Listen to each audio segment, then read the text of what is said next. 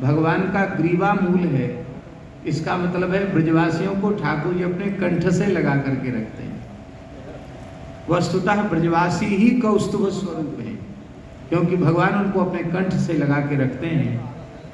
और भगवान के चरणों में आपकी अगाध प्रीति न होती, संतों के प्रति आपका हृदय से सद्भाव न होता,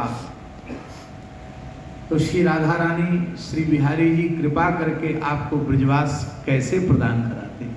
अरे और केवल ब्रजवास ही नहीं कराया, एक जन सेवक के रूप में, जन प्रतिनिधि के रूप में ब्रजवासियों की, ब्रजमंडल की सेवा का सौभाग्य भी भगवान ने आपको प्रदान किया। निश्चित शास्त्रों में स्पष्ट है, विद्या समस्ता तवदेवी भेदा स्त्रिय समस्ता सकला जगत्सु त्वयि कया पूरित मुंबई तत्काते स्तुति स्तव्य परा परोक्ति। संसार की जितनी माताएं हैं वे सब की सब भगवती का ही स्वरूप।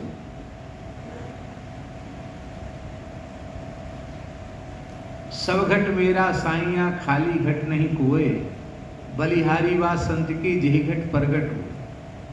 ठीक इसी प्रकार से श्री राधा रानी, श्री लक्ष्मी जी, श्री जानकी जी, श्री दुर्गा जी नारी मात्र के भीतर प्रतिष्ठित हैं, पर वह निश्चित ही धन्यवाद के योग्य है जिसके देह के माध्यम से उस तत्व की अभिव्यक्ति होती है। जैसा पूज्य स्वामी जी ने कहा कि दुर्गा जी के अभिनय के काल में आपने अनुभव किया कि श्री दुर्गा जी की झलक आपके स्वरूप में दिखाई पड़ रही है। वस्तुतः कोई भी कलाकार जब तक अभिनय के साथ अपने पूर्ण तादात्म्य को स्थापित नहीं करता, तब तक वह अभिनय उत्कृष्ट कोटि का अभिनय नहीं करता।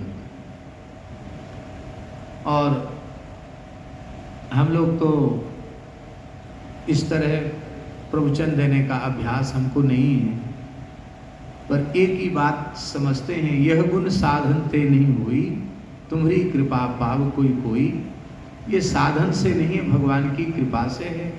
और वही विद्या, वही कला उत्कृष्ट है जिसके द्वारा भगवान की आराधना उपासना, बड़ी से बड़ी कला, बड़ी से बड़ी विद्या, बड़े से बड़ा ज्ञान हमें प्राप्त हुआ, लेकिन भगवान की सेवा में उसका विनियोग नहीं हुआ, तो उस पद की, उस प्रतिष्ठा की, उस ज्ञान की, उस कला की, उस विद्या की कोई महिमा नहीं है। आप निश्चित अत्यंत भाग्यशालिनी हैं कि आपकी विद्या, आपकी कला भगवान की सेवा में, संतों की सेवा में, ब्रजवासियों की सेवा में समर्पित है। दो प्रकार की चीजें हैं, एक तो हम लोग लोक में जीते हैं, लोक में जीते हैं तो हमारे जीवन में जो उत्सव के क्षण आते हैं उनको हम हर्षोल्लास पूर्वक मनाते हैं, और वे उत्सव के क्षण